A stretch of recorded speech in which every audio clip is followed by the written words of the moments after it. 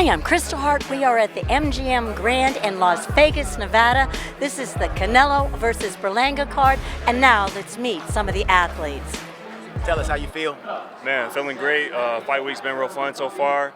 Weight is great, energy's great. I've had an exceptional camp, one of the best camps I've ever had in my career. And Saturday night, you guys will see the best Caleb playing yet. TREVOR McCUMBY a couple minutes ago stood in this very spot and he said, F-U-C-K Caleb Plant, that he doesn't have to prove anything to you. Tell us about that. We'll see what type of language he uses on fight night. We'll see if he feels the same way and has the same energy.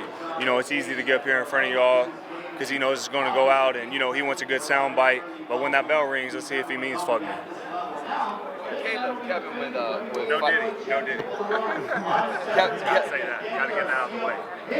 Kevin Garcia with Fight Hype. Caleb, what is it about him that you don't like specifically? Because we see that obviously, you know, he doesn't rub you the right way. No Diddy. How do you feel about McCUMBY? Yeah, I mean, he's in the way of what I'm looking to accomplish. And, you know, I've been putting in, you know, 20-something years of hard work to get to this level and to, you know, I have big goals I'm looking to accomplish. And, you know, he's in the way of that. So that's all it takes for, you know, me to not like somebody. You know, if you're an opponent, I'm not friends with people in my weight class. And then on top of that, you know, he's been calling me a quitter and, you know, he's had some choice words for me. So we'll see about that on Saturday. One last question for you. Obviously, we've seen that you bought Berlanga or EdgarBerlanga.com. We've seen you do it before with David Benavidez' site. Whatever happened with the Benavidez site? You still own that one too? As of now, yeah. As of now. Caleb, so you posted 2 days ago about your revenge tour sneakers with Kobe Bryant. Can you tell me about that inspiration, what came behind it? Yeah, you know, obviously y'all know I'm a girl dad with Charlie and Aaliyah, and I just thought, you know, I may not be a girl dad, just a girl dad forever. So, you know, I figured it'd be a good time to, you know, get that out the way. And Kobe, he's been a huge inspiration to not just me, but I'm sure, you know, a lot of us in this room. And, you know, the definition of hard work and dedication and sacrifice and, you know, putting everything into a dream that you have. And so I just felt like it was, you know, good timing, and I'm inspired by my daughters. You know, I was wanting to make a better way for them before either of them were even here. I'm like, man, I want to put my family in a better place, a better spot. And then, so. I talked to Coach Breadman earlier yesterday, and he told me that, quite frankly, you should be insulted by the challenge that McCUMBY presents to you. What do you say about that? Yeah, I mean, I do find it, you know, Coach Brad had a bar that, you know, if he was truly confident in his abilities, if he was truly confident in his skills, he wouldn't have waited until he was 28-0 and 31 years old to step up in competition.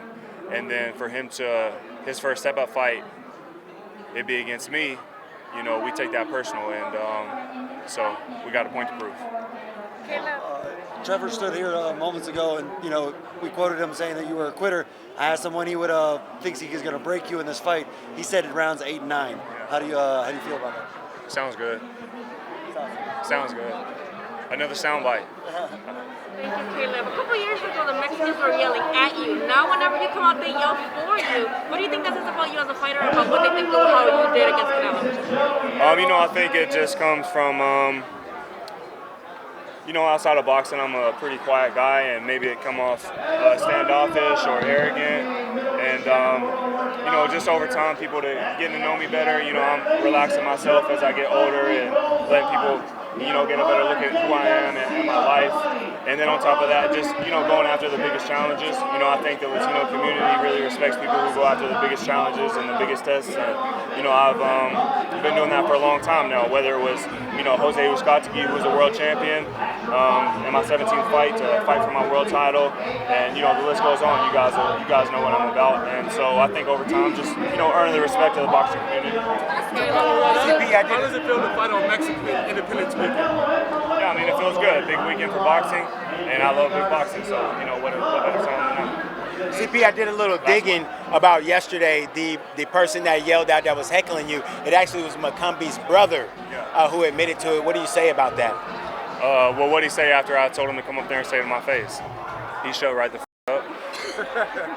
And I'm Kristal Hart reporting from the MGM Grand here in Las Vegas, Nevada. Hope you've enjoyed the show. Thanks for watching, and we'll see you at the fights.